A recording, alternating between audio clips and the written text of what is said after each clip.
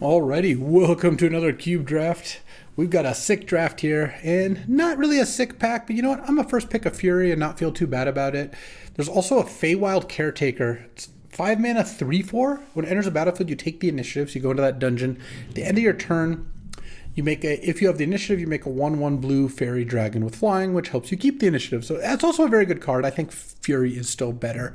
They're both powerful 5-drops, but one also costs 0.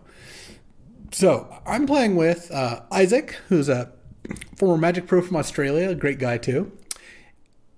The other person on my team, where we got 2 more on my team, Alpha Frogs, this is actually his cube, and Nate Stoyer, the former world champion. So pretty happy and passing, I think, a somewhat mediocre pack into this pack. Yeah, this pack's got some stuff. I might just take a Tolly. After taking Fury, taking a Tolly could set you up nicely to be like red-black. I don't think I'm going to wheel Fire on this table, because if you look at the opposing team, we've got Luis Salvato, the real LSB. You've got Talisker, Legacy and Vintage Specialist, who also plays a lot of Vintage Cube. You've got Sam Rolfe, and you've got Theo. So Theo Jung is also very good. He's going to be testing with us for the next Pro Tour. Actually, we added him to the team. So we've got quite the competition here today. That's always great to see. And I like taking a Tolly early. It's a good card to reanimate or sneak or any of those things. Like taking a red card for Fury. 1, 2, 3, 4, 5. Yeah, I don't think I'm going to wheel Fire Covenant. It would be a pleasant surprise if I did, but I am going to most likely wheel like a decent card out of this pack. Well, might not. By the time the pack comes around, it might not be good for me, but there will be cards. Oh, and there's an Underworld Breach. Salvato. So Nate passed Salvato Underworld Breach, who passed it to me. So on the one hand, taking Breach opens the door for Brain Freeze, Lion's Eye Diamond stuff. On the other hand, Salvato's never going to pass a Brain Freeze. So after passing a Breach, so I have to be aware of that. But let's see, what else could I take? I could take Chrome Mox. That's a good card. I don't think I want to take Goldspan here. I have kind of a heavy set of cards. There's an Othari, but that's kind of the same problem. I have a 5-drop and a 7-drop, even if the 7-drop or the 5-drop is it. I'm not really necessarily casting either of them. I still don't really want to take another expensive card, and I don't think I could justify taking Cryptic or Spell Pierce. Yeah. Look, that was a lot of words to say I'm going to take Underworld Breach, which I'm sure most people watching probably assumed. But I like to talk through the packs and why you would make them, because it is important. Next up, we've got Exhume, Snapcaster Mage, and Vampiric Tutor. I like Exhume if I end up Reanimate, but I think Vamp's still probably better. I would take Animate Dead or Necromancy over Exhume, or Reanimate. Those are all better. The problem with Exhume is not only can you not take cards out of their graveyard, they get a card out of their graveyard, so you have to have a really fast Exhume for it to be good. I mean, sometimes, sure, you'll Exhume where you get a Tolly back and they get a Vendilion Click or something, but overall, it's just not a value card. I'm going to take Vamp Tutor here. Vamp can help set up whatever combos I might be looking at, and here I might actually take Namesticker Goblin. So it's 2 and a red for a 2/2. When it ETBs, you roll a 20-sided die, and 1 through 6 you get 4 red mana, 7 through 14 you get 5 red mana, and 15 through 20 you get 6 red mana. So what basically that means is minimum you get 4 red mana, so you're +1 mana and a 2/2. On the most likely scenario is getting 5 mana, and then sometimes you get 6. About a third of the time, or quarter of the time. In between that, I think 6 out of 20. So the other option would be to take Vendilion Click. I mean, Namesticker Goblin with both of these cards looks pretty good. I'll just take it, that's fine. Oh, and there's Sneak. Great, I'll take Sneak for a Tolly. Sneaking Fury is not terrible either. Turn 3 Namesticker Goblin, if I hit 5 red mana and just go Sneak a Tolly, that sounds sick.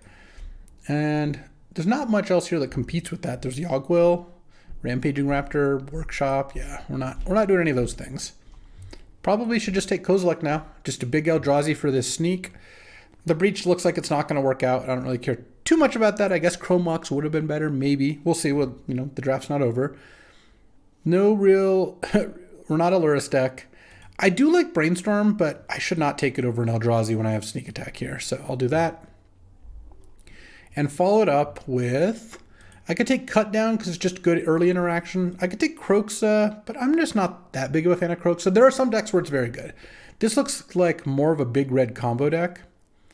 I could also take Sunbaked Canyon just as a red land that I can cycle from play, basically. But I don't know how likely is I play black. Vampiric Tutor makes me want to play black, but it's only one card, and I have cards to like maybe reanimate, but I don't have any reanimate spells or discard outlets yet. Sneak doesn't really count, because if you sneak something into play, you already have kind of done the thing. I don't think I want Tendrils here either. Though, actually, I'm just going to take Tendrils. The reason I took Tendrils is I have a Underworld Breach and a Vampiric Tutor. There's worlds where I pick up like Dark Ritual and Wheel of Fortune and Tendrils becomes really good. There's no real world where the other cards like Kroxa or Cut Down are really good. They're just okay. I'll take Robber the Rich now. I could be like an aggressive red deck that has a sneak plan. That is also fine. I don't really believe in sneaking in Titan of Industry. You get to hit them for 7 and you get a 4/4 and a disenchant. I mean, that's not terrible, but I think Robber the Rich is pretty good. Fatal Push and Infernal Grasp came back. I'll take Fatal Push. Just so much more efficient. All right, that's a fine card to wheel. And then Goldspan, Inti, Custodial Lich, Dam. So I think we're in the right colors here. Let's go ahead and take Goldspan. This is looking like a nice Goldspan deck, and Namesticker Goblin into Goldspan sounds pretty good. I like that. Okay, Reckless Stormseeker. We're just mono red at this point. So how good is sneaking in Oher Kazlim? So you'd get a 6/5 trample, and when it hits them, you reveal that many cards from the top of your deck, and you put a creature or land into play. I'll take that. I don't think Evolved Sleeper is something I'm interested in, so I'm just so heavy red. All right, I don't think I've really been big mono red after pack 1 like this before. Let's see where this goes. I mean, I've got 2 good black cards, so I do have to keep that in mind, I guess. But this is a real big red situation. I like it. I'm looking for Through the Breach. That would be another good combination, or another card that would combine nicely with these. Wouldn't mind removal. Brain Freeze could be good. Ooh, Lelia the Blade Reforged. Yep, there we go. Oh, there's also Necromancy and Dismember and Flame Tongue Kavu and Recurring Nightmare. So the problem with Necromancy, I don't have any ways to discard yet. I'm not saying I won't be able to get there, but I don't have it yet. Lelia is just a really good card. Maybe I just take Lelia. Because, even if I end up black-red, it's not clear to me whether Lelia or Necromancy is better. And I don't have a super strong reason to move into a black card here over a much safer red card. Maybe Blood Crypt Wheels.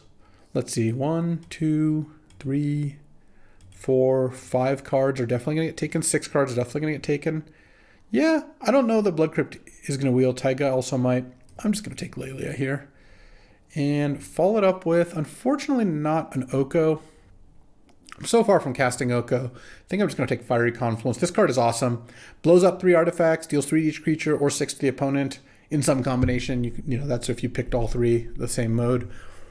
But I think that the Fiery Confluence is going to be good over Probe, Persist, Virtue, Oko, even World Spine Worm. And then now I'm just going to take Chain Lightning. I want a cheap removal spell. This is it. I could take Bitter Triumph, because this is 2 mana instant, destroy target creature or planeswalker, but as an additional cost, you either have to pay 3 life or discard a card. But I kind of think I'm leaning towards mono red here. Also, Chain Lightning Underworld Breach is a pretty nice combination. Okay, so now we got to take a non-red card. Orcish Lumberjack. This actually is a great Orcish Lumberjack deck, but I don't really want to splash green for that. I could take Prismari Command. Prismari Command is good with a lot of the things I'm doing. I just don't think taking Cabal Ritual makes any sense. It is nice with Tendrils, but it'll probably wheel. Prismari Command is one of the better cards in the pack. There's also Creeping Tar Pit, but let's just take Prismari Command. If I end up getting a Brain Freeze somehow, then Prismari Command is going to be really good, because then I'll play Brain Freeze Breach, and Prismari Command works nicely with those plans. Here I might just Charming Scoundrel. There's also Goryo's Vengeance. So this is actually interesting, because Goryo's Vengeance works nicely with Kozilek or Atali. And I guess technically works with Lelia if I want it to. Yeah, Charming Scoundrel is not really a loss. Like, if I don't get it, who cares? Goryo's Vengeance, and I just need to pick up a way to discard one of these big things. Oh, I've been wanting to play with this card. Trumpeting Carnosaur. 7 mana, 7/6 trample. When it enters the battlefield, discover 5. And then you can also pay 2 and a red and discard it to deal 3 damage to target creature or planeswalker. I would love to wheel Seething Song too. Let's see. 1, 2, 3, 4, 5, 6, 7, 8. I'm gonna take the Carnosaur. I think it looks great in this deck, but I don't think Seething Song's super likely to wheel, but if it does, I'll be happy. Oh, there's Bone Shards. That's a way to discard. I can use that to set up Goryo's Vengeance, a 1-mana discard outlet. Yeah, that seems fine to me. I don't think Mesmeric Fiend's a huge loss, and I'm not a third path Iconoclast deck. Could use some mana fixing. So now I have Bitter Reunion, which is good at discarding something to Goryo's Vengeance back. There's also Mind Collapse, which is pretty nice in a really heavy red deck, a 0 mana way to kill a creature. That's kind of close for me. Let's see. Whoa, the dog's about to get a walk. You could tell. She's just up there. My brother's over. He's going to take her out. I think Mind Collapse is replaceable enough. Let's take the Bitter Reunion. Blood Crypt Wield. Oh, man, but so did Recurring Nightmare. Oh, I've got to take Recurring Nightmare. I just took Bitter Reunion. I might wheel that Charm Scoundrel. I think Recurring Nightmare is actually quite strong. It's painful, but I think that's the way. I'm going to put Underworld Breach on the sideboard for now. Tendrils too. Could use some red-black lands, but if I don't get them, I guess that is what it is. But yeah, I just think Recurring Nightmare, now that I've picked up both Bitter Reunion and Bone Shards, seems pretty hard for me to pass. Okay, Persist, Virtue. I mean, all the red-black cards wheeled, which is great. There's Worldspine Worm, but I already have some really good sneak targets, so I don't really care for that. Persist brings back Trumpeting Carnosaur, Fury. It's nice with Fury. Goldspan. I have a lot of legends in my deck, actually. I don't think Virtue of Persistence is a huge loss. Let's just take the Persist. And now we are red-black Reanimator. Like, that is the plan. I would love if Seething Song wheeled still. And then pack 3, we haven't seen Badlands yet. We've just seen Blood Crypt. Badlands or any of the Triomes would be a really nice pickup. But if we end up having to have just kind of bad mana, then we only had really one opportunity to pick up that red-black land. And we saw the pack twice. I just don't think either time it really made sense. Like, I can't take Lelia, or I couldn't take Blood Crypt over Lelia or Recurring Nightmare in my opinion. I will take a Rabblemaster. That is a perfect card for this deck. A bunch of hard-to-cast cards I don't care about. All right. No one wants Seething Song. I could clearly wheel Seething Song, and more than that, I also deserve it. I don't, but I would like it. I am now feeling that Chromox over Underworld Breach would have been so much better, but I still would have made the same pick again. Man, I really would love Lumberjack. I don't think I can justify it. What about Primeval Titan?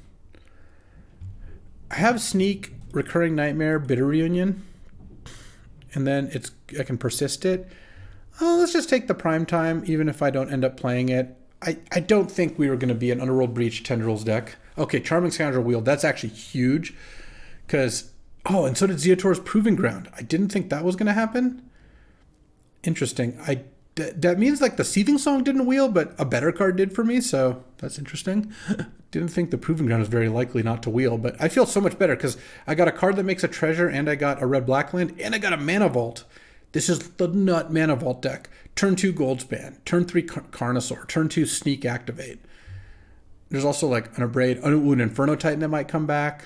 Mana Confluence I'd actually be in the market for, but the last 2 picks of that pack were a 2-mana creature that's really good with Recurring Nightmare because you can discard a card to draw a card. Like turn 2 Charming Scoundrel, discard a Tali, turn 3 Recurring Nightmare is great. It's also going to make treasures.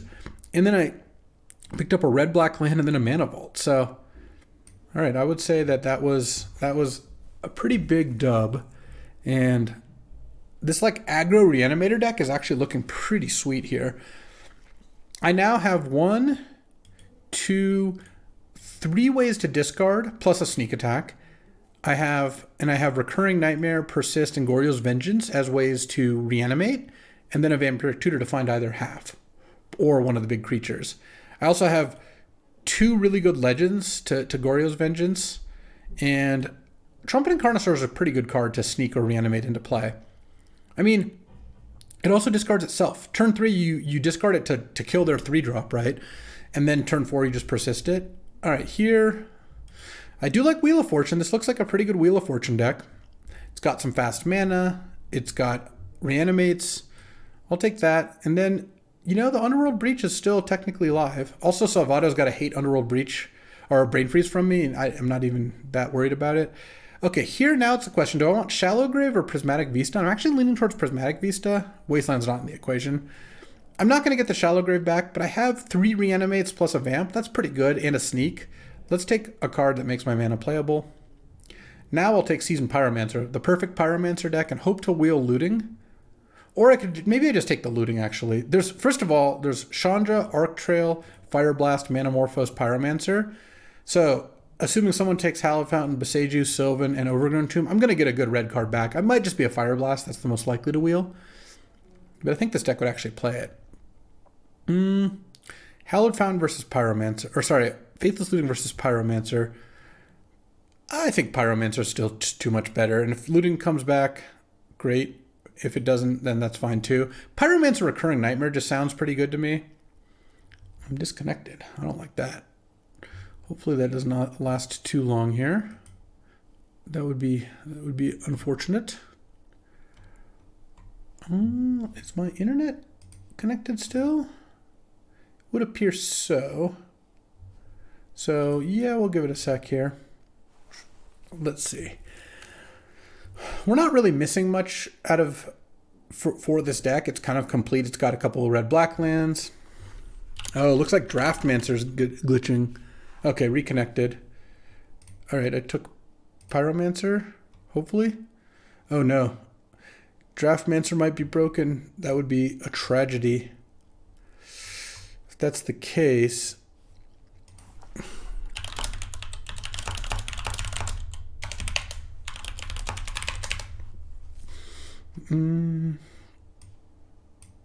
Yeah, I guess we'll have to find what happens. This draft might... Well, here's the thing. If the draft breaks, you'll never have heard this. If it doesn't break, I guess we'll find out. Which is a shame if it does, because this deck is sweet. I hope it does not. I was going to get the first good name sticker goblin deck. Well. Let's try refreshing and seeing if that helps. What just happened? It came back, and I didn't get a Pyromancer. I got like an Oust or something. All right, well, I guess we're back. I missed the Seasoned Pyromancer pick, and then I picked up a currency converter over Lion's Eye Diamond. I'm just giving up on the breach thing, and converter looks nice in this deck. And I guess now I probably shouldn't take Chandra. I should probably take Shieldred's Edict. I don't think I care for Battle Ball, really, and I don't really need Char. Yeah, Shieldred's Edict is a fine card. Oh, now I pick up a Through the Breach? All right, Through the Breach looks excellent in this deck, so I'm very happy about that. And then Inferno Titan Wield, so did a Braid. I guess I wouldn't mind like another big thing. I just picked up Breach, and Inferno Titan Breach is pretty good, but I also have Primeval Titan I could swap in. But do I need a Braid? I have like Shieldred's Edict, Chain Lightning, Bone Shards, Fiery Confluence. Let's just take the Inferno Titan. Just go big. And now I could take a red-blue, basically a land that sacks, or I could just take Graveyard Trespasser. I think I'll take Trespasser, which I might play, and then don't think I'm playing any of these. All right, I'll take the Sir Ginger, and then Faithless Looting came back. Oh, nice. So did Fire Blast and Arc Trail.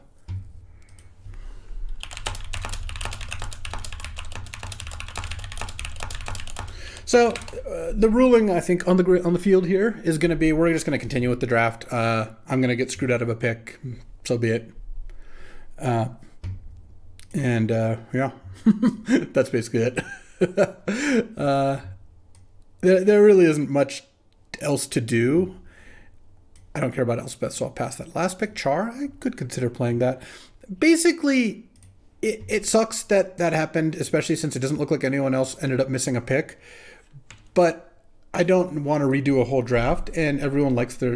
At this point in the draft, almost everyone's going to be pretty happy with their deck because you drafted a deck and you like it.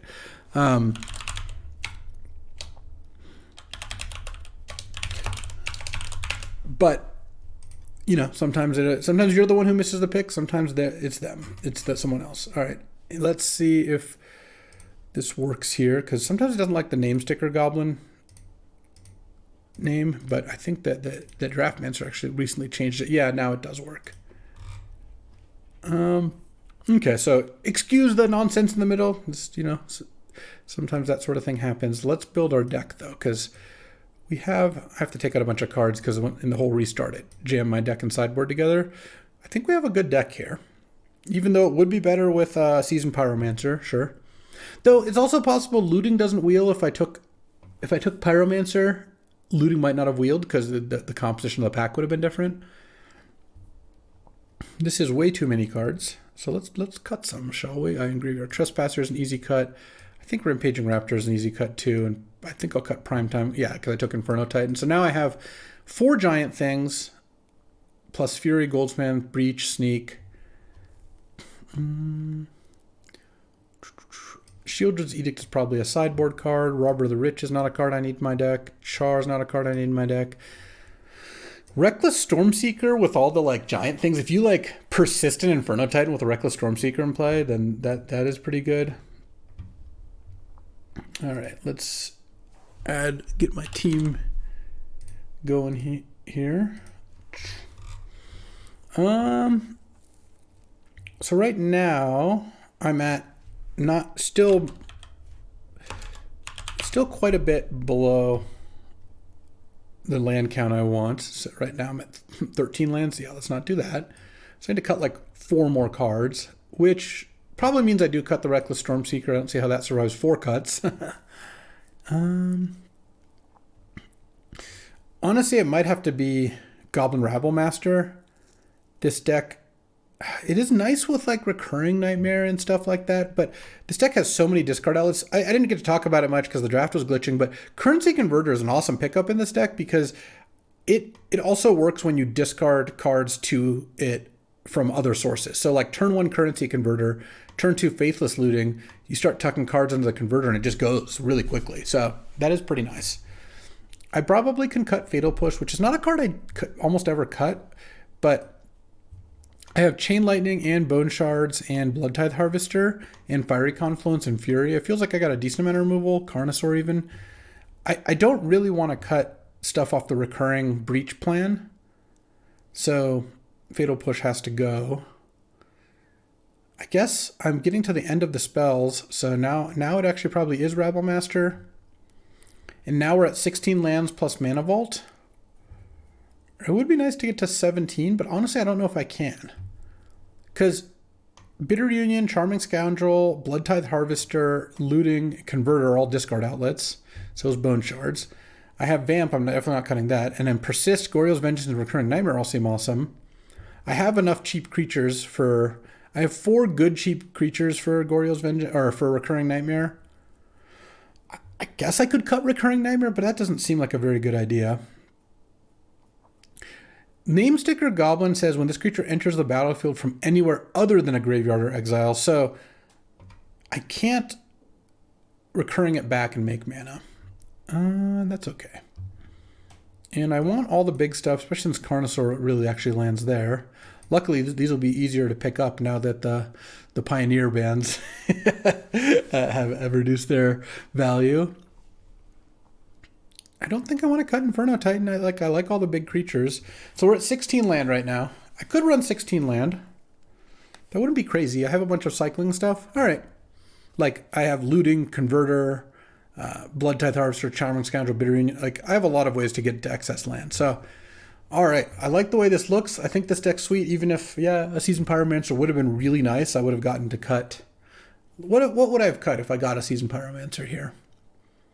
Ooh, it's close. I might have to cut a Chain Lightning or something, which I wouldn't really want to do. Maybe a Fiery... Nah, I couldn't cut Fiery Confluence.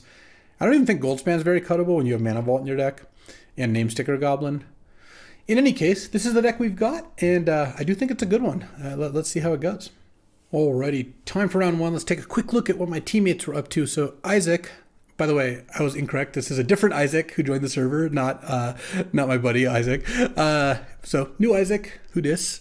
We've got an Ancestral Recall, a Spell Queller, Fracture Identity, and Teferi in a blue-white, a white aggro deck with a white plume too. So never bet against a deck that's got Ancestral Recall, white bloom to do well. Nate Stoyer, of course. Why wouldn't the world champion have a Time Walk and a Soul Ring? You love to see it. He's on my team. I do love to see it. He's got a great-looking blue-black Reanimator deck. with a bunch of ways to animate, discard, control the game, counterspell, mana drain, cryptic, a bunch of duels. Yeah, fantastic deck. And Fragerto has blue-green fast spawned exploration, natural order, sail into the west, Nexus of Fate, Raphaelos, Lotus Cobra. So classic blue-green big mana. Playing against Theo here, and oh yeah, I'll keep this hand. I've got a lot of things I could do with this hand thanks to the Vamp Tutor. Okay, planes go. I don't mind seeing that. Now, if I had a big creature in my hand, I could maybe Vamp for Mana Vault to play an early sneak. Oh, I don't love this. So what do I want to Vamp for? I have a Blood Tithe Harvester, which might be able to get rid of the Thalius. I'm not super worried about that, but vamping for a Mana Vault, no, you know what? I'm just going to let this happen. Because the thing is, if I draw a big creature, I can go get Mana Vault or Reanimation Spell. If I draw, like, another red source, I could potentially, it'll change what I vamp for. Like, I'm trying to complete various combos here, so... Like Recurring Nightmare would be a great card to vamp for if I drew a big creature, but it's possible with the sneak I might want to do that instead. Okay, so it didn't kill my... So he didn't kill my Blood Tithe, so I get to Blood Tithe something here. I kind of want to Blood Tithe the Bob. I really don't want that thing going, but if I do that, then what am I playing? I can't play anything next turn. I might just Blood Tithe the Thalia, and then play Zeator's Proving Ground, and then next turn I can Fiery Confluence, Dark Confidant, plus whatever else he plays. Yeah, I think that's probably going to be the play here. Play this, and then pass the turn. I have a discard outlet, so Plains got revealed. So if, in the blood token, so getting an Animate could be nice. I also have a Sneak, which I can cast pretty soon here. Let's see. What I hope is that Theo plays like 2 small creatures. That would be the ideal. I still don't think... Actually, here's what I'm probably going to do here.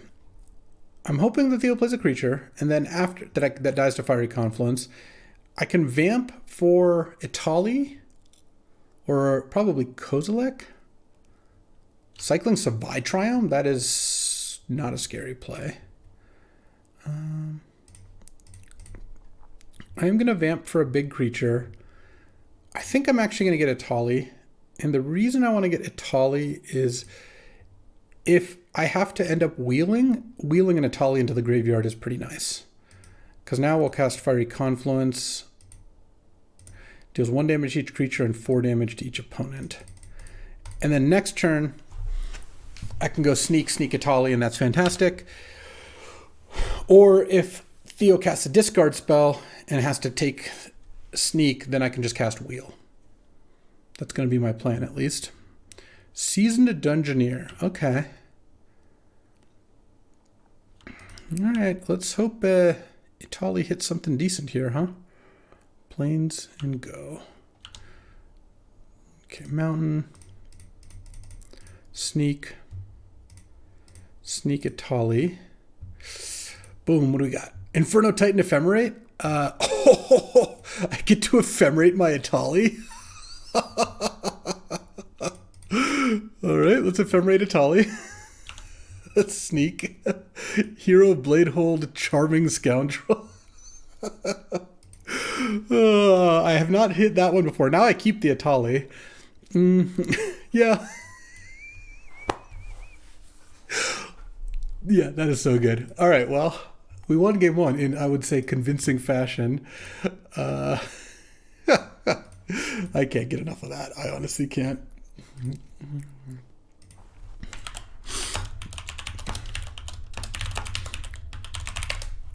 So it's black-white aggro.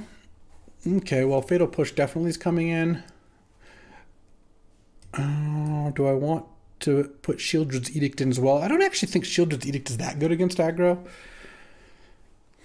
Wheel of Fortune actually is one of my weaker cards against a deck that's dumping their hand. That doesn't mean I really want to cut Wheel of Fortune because it's such a powerful card. Like, cutting Wheel of Fortune over Charming Scoundrel seems weird. Oh, man. But I have so many cards that are so great. It's going to be hard to make too much room here. I don't think I want any of these other cards. I don't think I even want Shieldred's Edict. Maybe I do have to cut the wheel. I can use it so much better than his deck. I'll just cut the Charming Scoundrel. It's just like a much weaker card. Let's see how this plays out on the draw this game. And oh wow, I've got Goryo's Vengeance looting, so I just need to draw any legendary creature, and I have Fury plus Fiery Confluence, which means I can pitch cast Fury or potentially just get to Fiery Confluence. Oh, turn 1 Library. Sadly, I don't have a way to punish Library, so that's going to make this whole deal a little bit worse. What I would like to find is a Kozilek or a Tali. If I find one of those, then I should be in great shape here. Okay, let's go Vista, crack it. Just get Mountain, Bitter Reunion. I'm going to discard a Swamp here. And no. Uh-oh. The all removal hand against the Library of Alexandria is like not a very good deal for me. Like this like I can kill the cards he plays and it doesn't really help much. All right. Take what you will, I guess. You could take Fatal Push because that's the cheapest answer. You could take Fiery Confluence, Fury. Like, my hand is great against him, and in fact, this matchup I think is probably pretty good for me. I just have so much anti-creature stuff. But Library of Alexandria has its moments, and this is certainly one of them. It is destroying me right here. It's already drawn him 2 extra cards. We're already at Ancestral Recall levels. And that said, if my top card's Kozilek, then, because I assume he's not going to take Looting or Vengeance here. If my top card's Kozilek, I still probably win, because I kill these 4 permanents and put Theo down to 8, and then he's got to rebuild from there. Okay, Fatal Push makes sense. Lelia the Blade Reforged. Yeah, let's just do that. That's a good top card, because now, ascend with that. Don't exile Kozilek. Exiled Vamp. All right. Vamp would be good here, but I can live without it. This actually isn't so bad. I mean, obviously, he's still drawing a million cards. I could easily be losing, or in a lot of ways I am losing. But now I have a really good opportunity to win, which is I have a Lelia out. If he doesn't have an answer to Lelia, it keeps up with Library and actually better because it's attacking as well.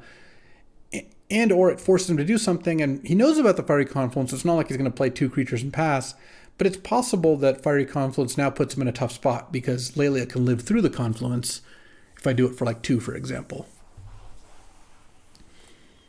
I could also Goryo's Vengeance Lelia, but I don't think that's a play I'm exceedingly likely to make.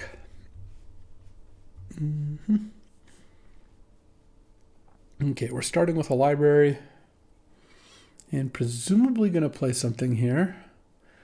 Oh, Dismember to Lelia, spending only 1 mana. Okay, so we're leaving up 2 mana. All right. And not playing anything else, huh?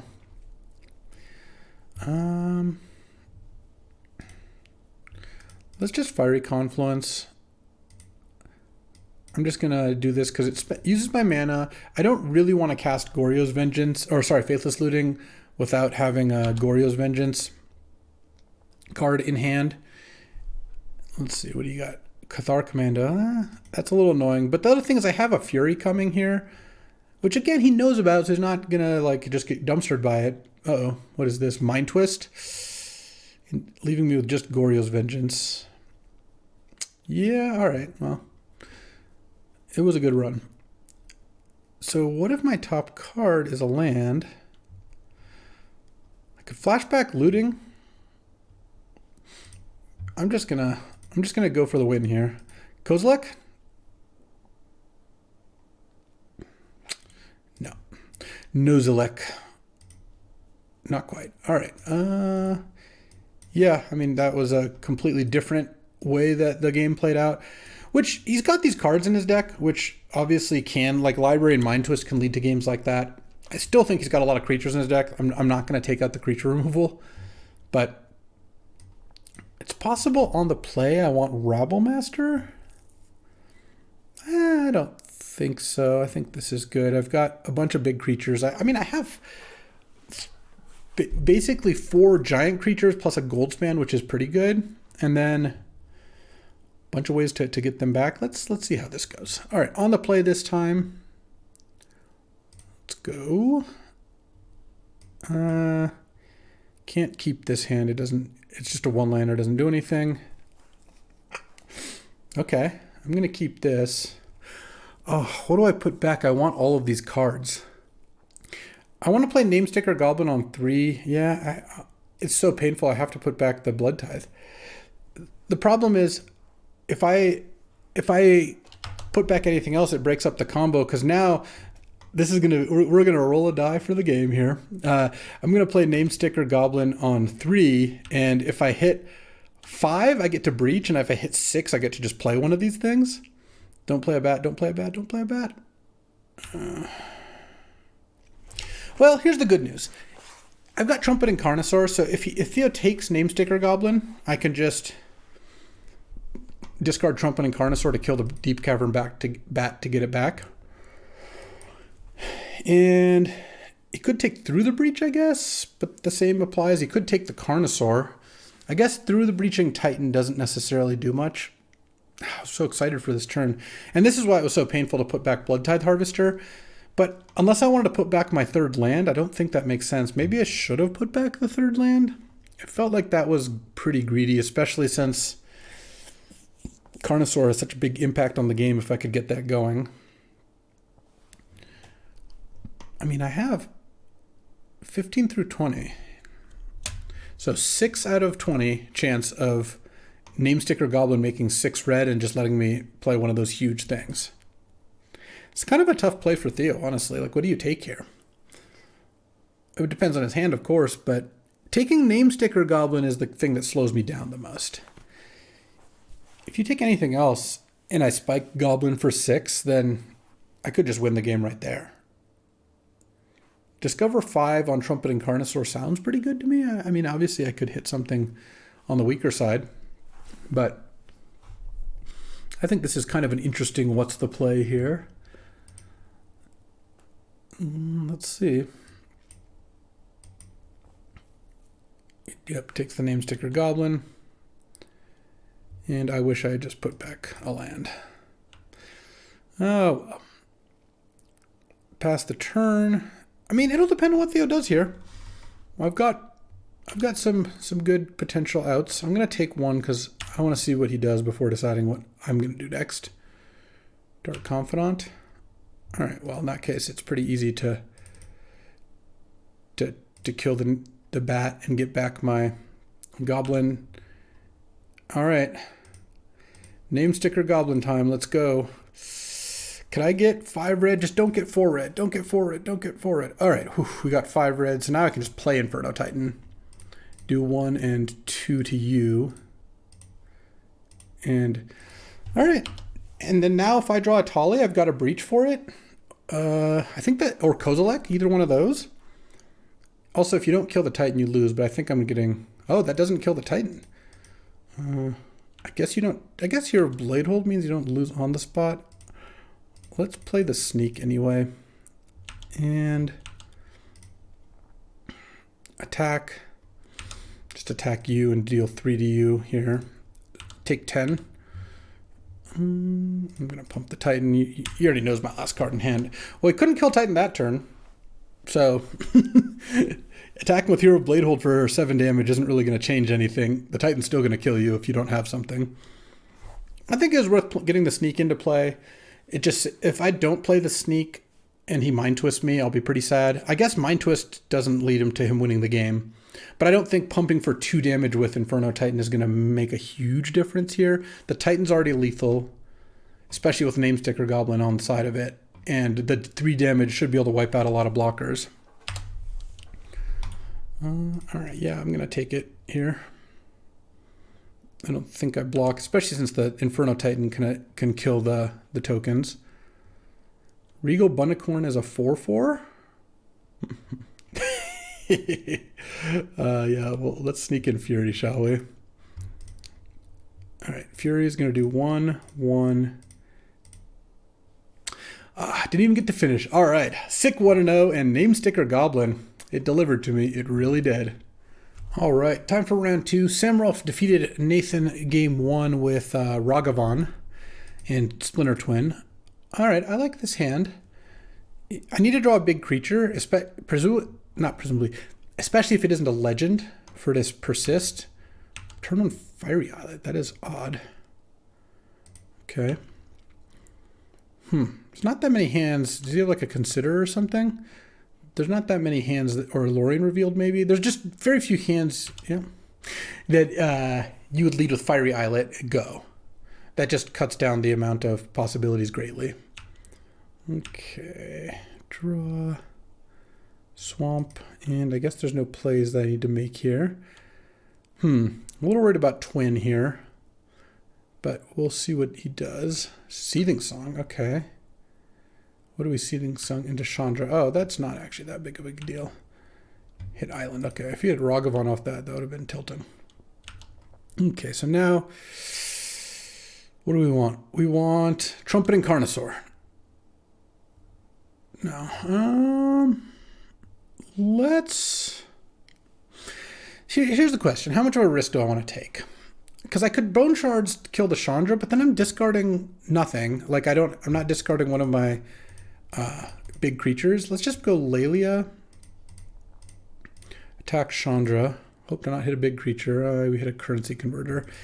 Now Chandra can't kill Lelia, so it's possible we also get Chandra for free if Sam doesn't have an answer to Lelia. Of course, that's not very likely, especially with the mana from Chandra. But oh, big Chandra. Okay, that's interesting.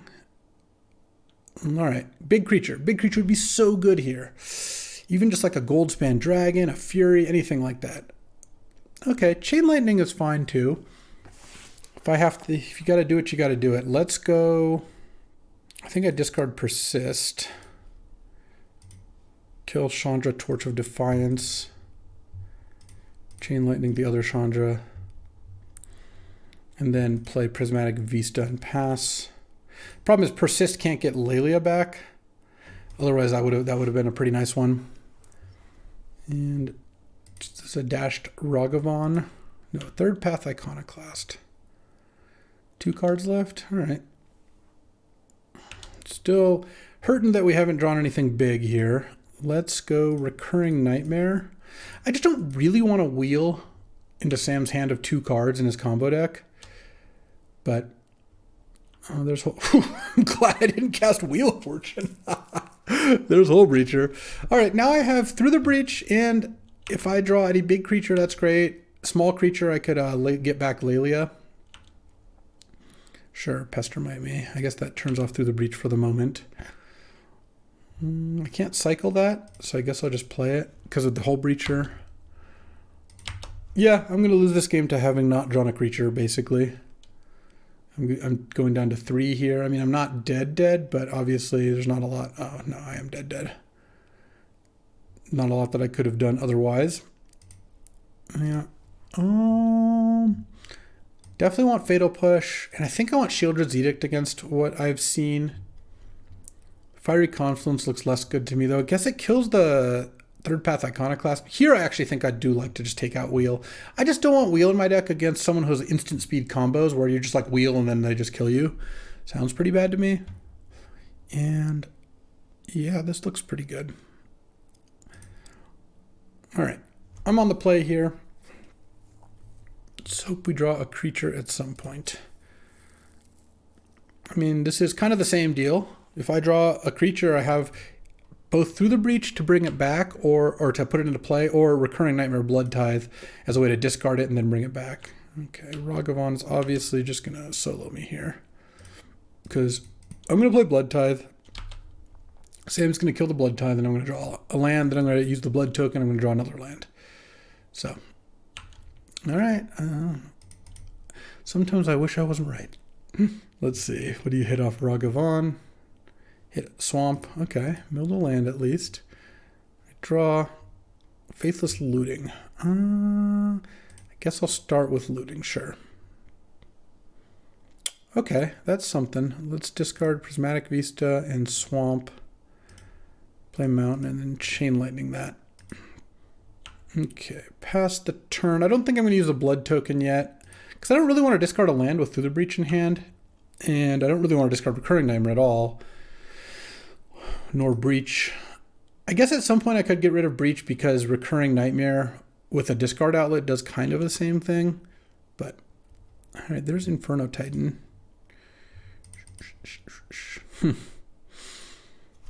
What do you do? I actually think I'm going to Faithless Looting here, leaving black up. Kozilek. I kind of want to Breach Kozilek. Let's discard Inferno Titan and Mountain. And then if I draw a land, I get to Breach Kozilek. And if I don't draw a land, I'm drawing a spell. I just don't think discarding Recurring Nightmare is a very good idea here. Teferi's Puzzle Box. Oh, interesting. That's good with Hull Breacher. That's a shame because I would have been able to Breach Kozilek this turn, but I guess I don't now.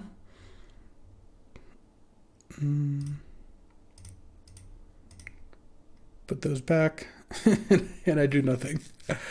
Cool. Let's cast Charming Scoundrel and discard a mountain.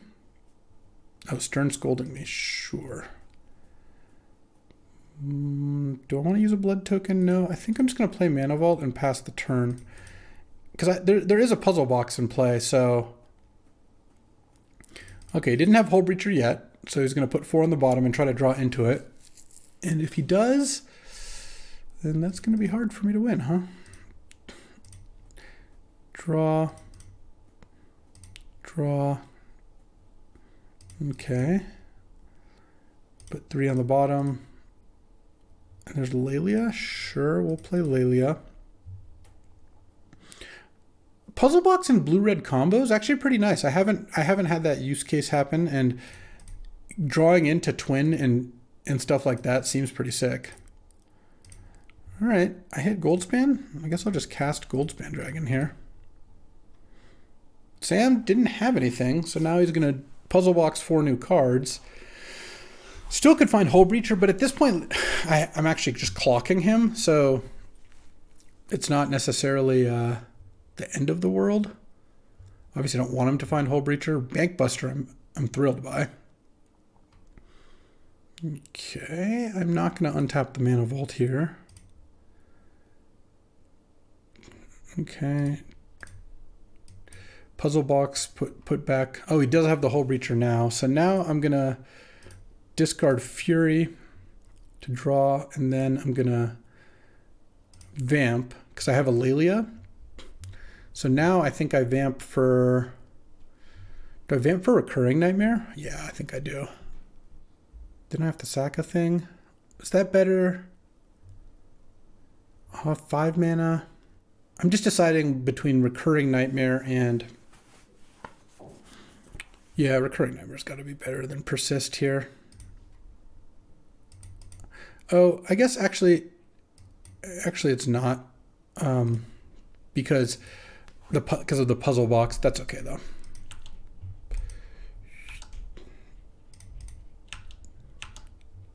And then exile. So he's going to get to crew the Bankbuster. Yeah, I shouldn't have gotten Recurring Nightmare because it's going to return to my hand, and I'm going to have to puzzle box it away. But basically, I'm going to end up with less creatures in play, which actually is a lot worse for me. So that was certainly not ideal. But Recurring Nightmare, I'm going to get back Inferno Titan, sack Goldspan. 2 and 1. All right, well, at least the Hull Breacher's off the board. He still gets to puzzle box here, has to puzzle box here. It's possible Inferno Titan can solo Sam here, though. And we'll see what he's got. But Persist, I would have a 5/5 Titan and a Goldspan in play. It would be a lot better. It's just way better. I think Recurring Nightmare would have been better if this... Because if this game continued on and I got to cast Recurring Nightmare more, but thanks to puzzle box... Getting Recurring Nightmare does mean I get an extra draw next turn, but it's not worth giving up a Goldspan for that, obviously. Let's see what Sam can muster against the might and power of Inferno Titan. I mean, he can find Pestermite and then tap it down, and then next turn find Twin. Obviously, that's a thing. But it's a pretty scary card. Also, one one argument in favor of the play I made, which again, I'm not saying I made the best play, is this actually does give me more looks at finding instant speed removal, because I'm going to put 2 cards back, which is one of the ways that I could beat Twin. Unfortunately, I can't play that Carnosaur. Okay, but yeah, I mean, look, right here, I found Shieldred's Edict. I'm going to keep the Mountain in hand. It doesn't really do much for me. I'd rather put it back with Puzzle Box. Okay, he's going to 8 here? What is he doing? Oh, he's going to play Exarch, okay. Tap Titan. Okay, I'm going to pass the turn. And he's going to Puzzle Box. Let's see if he draws into Twin. I kind of hope he does. Not Twin plus counter, though. Because if he does, then I get to Shieldred's Edict the Deceiver Exarch away. Okay, no plays. Each opponent sacrifices a non-token creature. This is going to get Puzzle Boxed away, so I think I do want to just cast it here. All right. Whew. Got game 2. Didn't think I was going to. Feel good about not having Wheel in the deck. Actually, I should have Char in the deck, too, to kill Hull Breacher or Twin at instant speed. The Fiery Confluence does blow up the Puzzle Box, but I don't know that that's something I'm really stoked about. Charming Scoundrel is just fine. Charming Scoundrel does interact with Ragavan, which is nice. I could take out Bitter Reunion. I think that Bitter Union's the worst of my discard effects against Hull Breacher, because it's just like the most expensive. All right. Oh, no, I guess it's not, because I can choose not to draw if that comes up. That's funny. Oh, okay. So this hand actually has some pretty good cards for it. It has Bone Shards into Persist if I draw a non-legendary. I'm actually going to keep this, because it also has Fatal Push for Ragavan, and or in this case, Dragon's Rage Channeler. This is a good start. I think, okay, now if I draw any legendary or non-legendary creature, I have the combos. I also do need a second land. I'm aware of that. Uh-oh, what is this? Turn 2 Chandra? Okay, I mean, draw creature. Just a huge creature this turn. I'll miss a land drop. All right, well, I'm going to have to do this discarding Through the Breach because it's worse than Sneak. But both games 1 and 3 I'm going to lose because I just didn't draw one of my creatures, is what it's looking like. Obviously, who knows, but all right, I do the Mountain. So now I've got Shieldred's Edict up. I'm still kind of waiting for a creature. The problem is I'm pretty far away from doing anything. Oh, Sam doesn't have another play either. Okay, and I drew another land.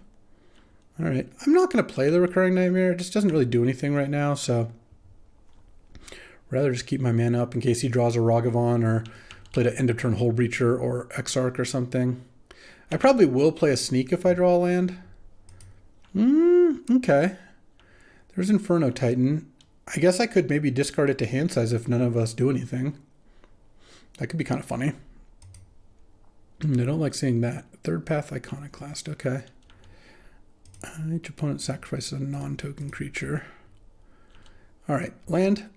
Ooh, okay, now I get to put Sneak into play. Now we're really talking. Oh, is he going to force it? No, I guess not. Okay. Uh-oh.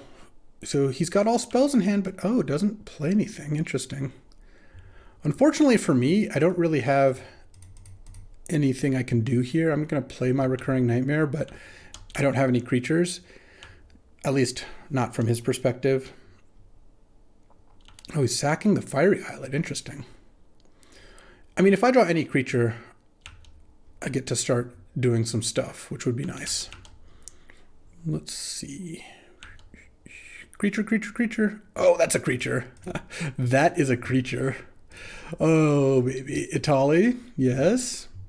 I hit Faithless Looting and Dak Faden. All right, let's cast Dak Faden and cast Faithless Looting. Okay, looting. Oh, this is like too much good stuff. Guess I'll discard. I'm actually just going to discard those. Play Dak. Oh yeah, we've got this game. This game is Jover. Take that. Sneak, putting in Trumpeting Carnosaur, Discover 5, Discover Vamp. Okay, I'll Vamp. Oh, you didn't even let me put in the Inferno Titan. Where'd you go? All right, 2-0 with Red-Black Sneakerino. And Itali's really brought home the bacon for me this particular draft. Alrighty, we're going to take another live look in, a little NFL red zone, if you will. Talisker is our third opponent. So we are going to be playing against this deck up here next, who's playing a blue-white, like Academy-style deck. Urza Saga, Mox, Thought Monitor, like tons of stuff. And Nate's on my team with the blue-black Reanimator deck. Nate actually lost round 1 to Sam Rolfe, so he's on the Redemption arc. And starting with a Hymn to Turok, hitting Talisman and Wooded Foothills. Love it. I've been aiming, when, again, the situation, whoa, I just realized this. Talisker mulled to 4? Talisker mulled to 4 and then got hymned. That's why he's the world champ, ladies and gentlemen. Former world champ. John Emmanuel Duprat is the current world champion. Well-deserved. He's amazing. Nathan Stoyer, also great. And, gets to wear the title of world champion forever. And part of the way you get that, Hymn to Turok on your opponent's mull to 4. Love it. In any case, I'm going to try to check in again when the situation presents itself on other matches, maybe like one match per draft if I think it's going to be a sweet one, and both these decks are very sweet. Plus, these players are great. Did you know a fun fact about Talisker, actually? He can eat like insanely spicy food, like those like wing type challenges sort of thing. Like, he's never found one he couldn't easily defeat. It's really a gift. It's a blessing and a curse, if you will, because, what it takes to get the next spicy high is probably pretty tough. In any case, Nathan made a pro gamer move. He cast Thirst for Discovery, discarding a basic, and also a Mere Battlesphere.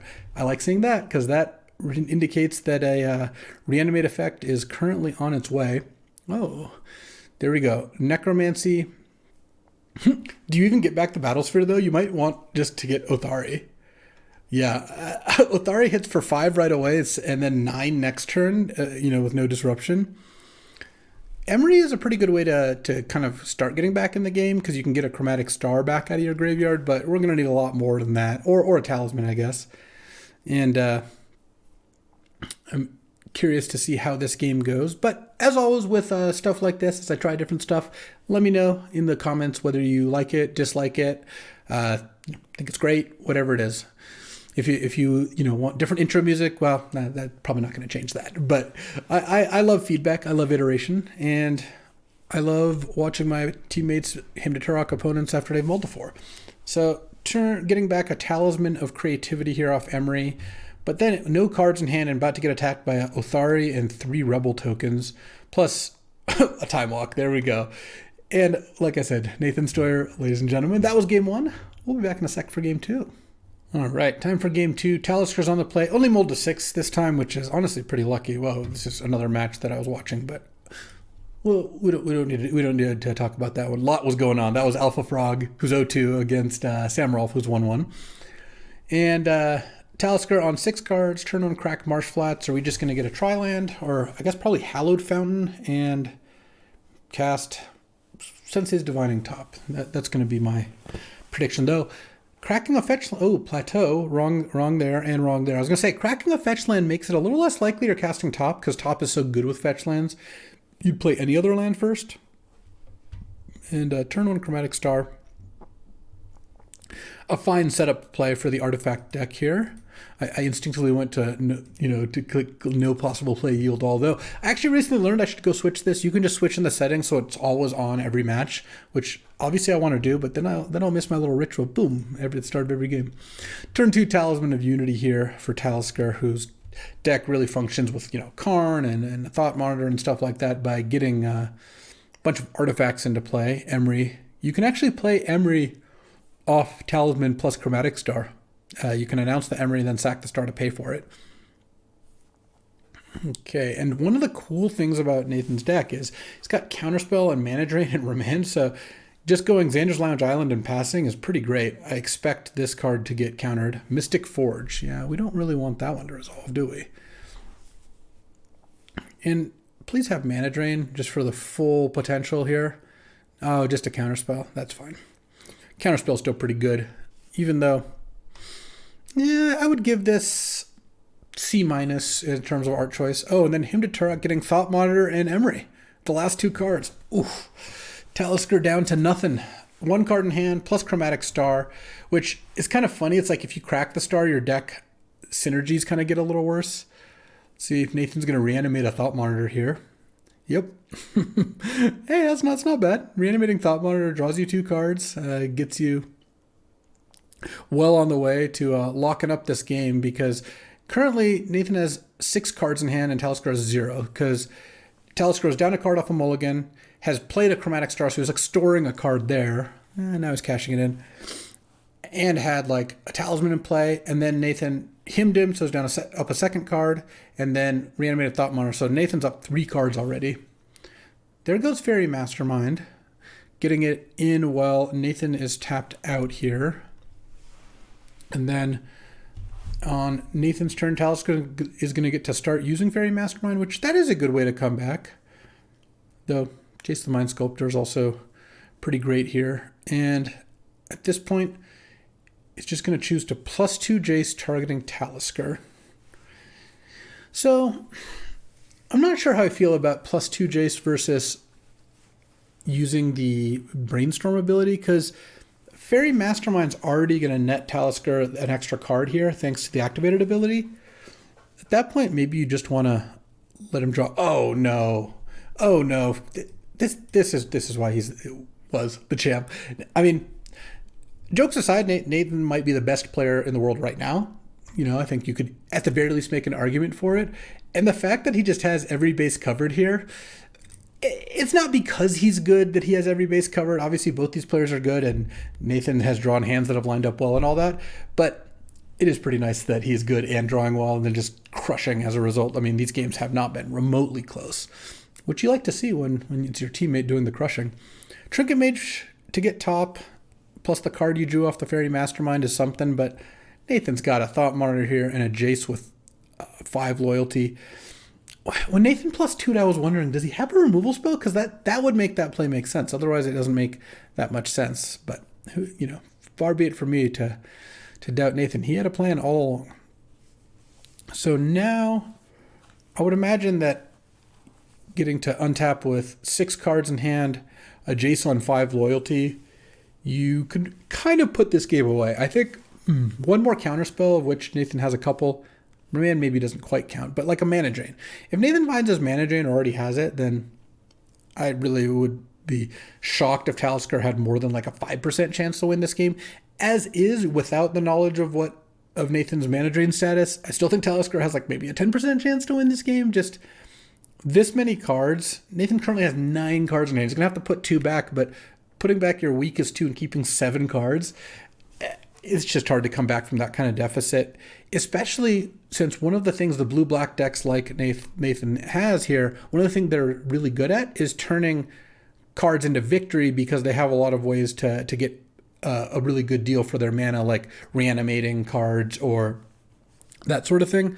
So basically, Nathan's going to be able to easily turn all these cards into a one game, and I would be really surprised. Yeah, well, I'm not even like really factoring in a broken card like Time Walk, but yeah, Time Walk certainly helps.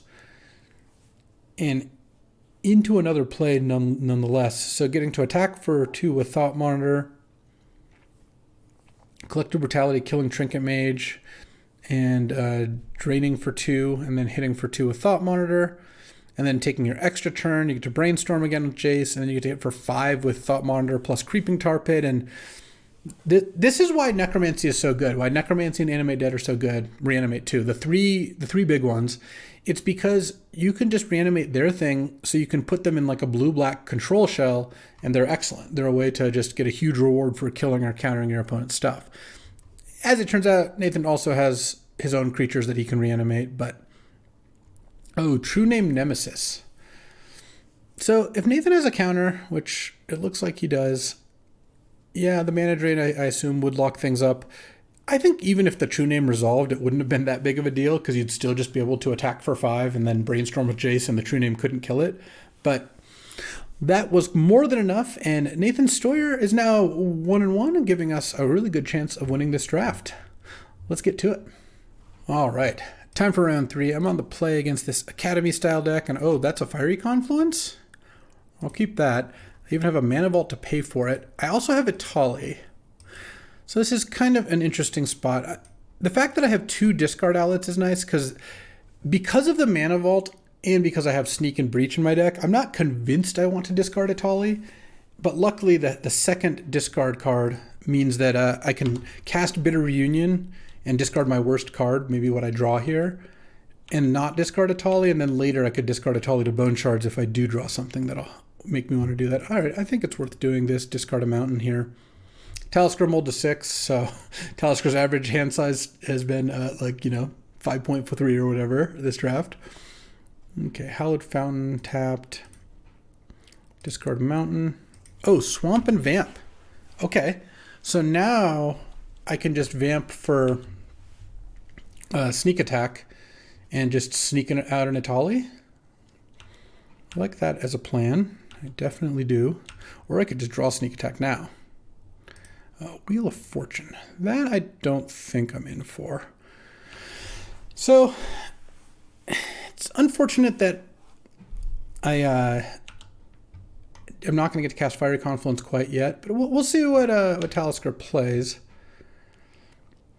So if this Wheel of Fortune in hand was just a land, like I just drawn a land for my turn, I might just not Vamp and just draw and wait and try to just Fiery Confluence everything, then play a Tolly. But I mean, I guess I could do that. I could just Vamp for a land here. It's kind of weak to Vamp for a land, obviously, but I just go land, Fiery Confluence, kill your 3 token or 3 artifacts. Next turn, just tap 7 mana and cast a Tolly. All right, that actually sounds like a pretty reasonable plan to me here. It's going to look like I Vamp for Fiery Confluence, but that's okay. Destroy target artifact. Boom, boom, boom. Talisker is 0-2 right now and just mulling to 6, Fiery Confluence, blowing up 3 artifacts. It's just like, come on, really? So one thing that's kind of annoying is if Talisker has mana up to use top, the Atali gets a lot worse. But I can live with that. Also, if I draw a land, I can haste up whatever I hit off Atali. Oh no, you're going to bounce my Mana Vault? I don't like that. Okay, no, we just plus Teferi. Oh no, I can't Atali with a Teferi in play. Okay, well, let's draw a land here.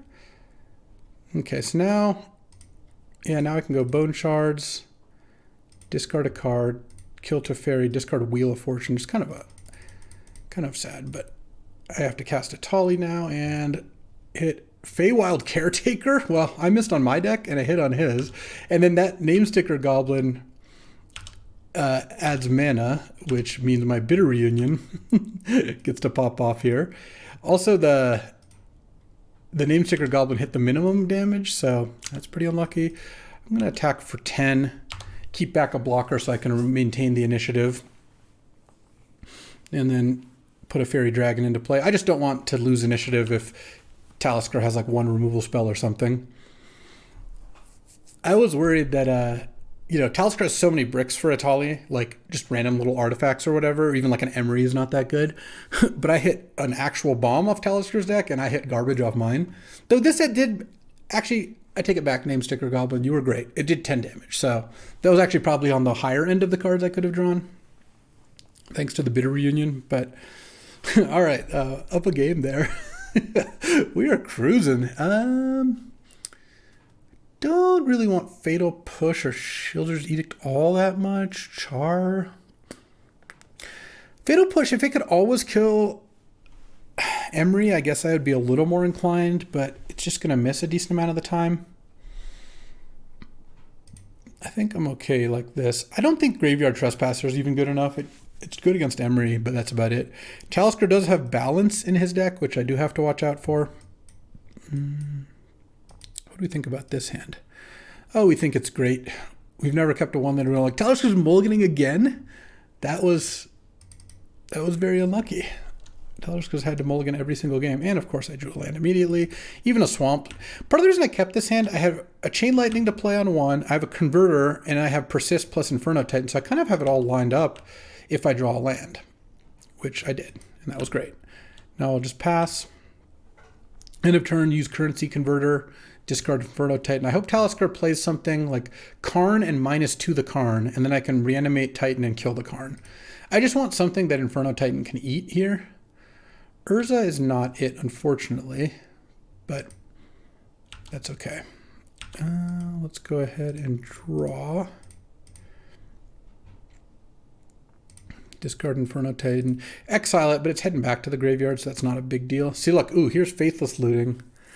I guess I probably shouldn't get greedy here. Let's just persist on Inferno Titan. And deal 3 to Talisker. If I had drawn a red source, or actually really any land, I could have gone kill Urza with Chain Lightning Inferno Titan, but I think this is still okay. Talisker's down to 2 cards in hand. Getting a tapped Hallowed Fountain and then playing a Thought Monitor. Oh, Saheeli. But nothing else. That means Inferno Titan's going to get to attack. Let's go Faithless Looting to start. What do I want to discard? I drew a land. I don't really want to discard Namesticker Goblin. I think I want to discard Wheel of Fortune. I'm just not doing that. And I guess I could discard Kozilek as well. And put these abilities on the stack. Exile those things and then let Kozilek reshuffle there. Play a land. And how do I want to do this? I think I'm going to start by casting Chain Lightning on Urza. And then going attack Talisker, attack Saheeli. And then Inferno Titan does 1 + 2 to you. And this kills all of the permanents, and we can pass the turn, and then we can... I can put the Kozilek into my graveyard to reshuffle, but it's not going to matter. We're done here. And that was one of the faster 3-0s I've had. Let's check in on the team and see if we can wrap this one up, put a little bow on it, shall we? All right. After a hard-fought battle, we tied. And for those at home who may be doing the math, I went 3-0. All 3 of my teammates went 1-2, and that's how we get to a 6-6 tie. But if we're being honest, this deck got a little lucky to 3-0. This deck was fine. Not a bad deck. I mean, the combination of Mana Vault plus Breach and Sneak with some pretty good sneak targets like Atali, Kozilek, Carnosaur Titan, as well as some Reanimate stuff. Though honestly, the Reanimate stuff never really came together. I guess I cast a Persist once and I used Recurring Nightmare once. Something like that. But I never really got the looting into Goryo's Vengeance. I mostly did some sneaking. And yeah, Namesticker Goblin was pretty sweet too. I actually think that card was quite good for this deck. So plus I love the addition of Trumpeting Carnosaur to the cube. It's sweet. That all being said, this deck cruising to a 3-0 is not, not without its own luck. It certainly took some, because when you have no pieces of power, I didn't have an Entomb, this deck wasn't the top of the top. But nonetheless, we battled to a standstill. That works too. So a 6-6 draw, and we move on to the next draft. I will be back tomorrow with another cube draft. It probably won't have Namesticker Goblin, but you never know. Thanks for watching. I will see you next time, and hopefully next time with a 3-0 we can convert that to a win. Thanks for watching.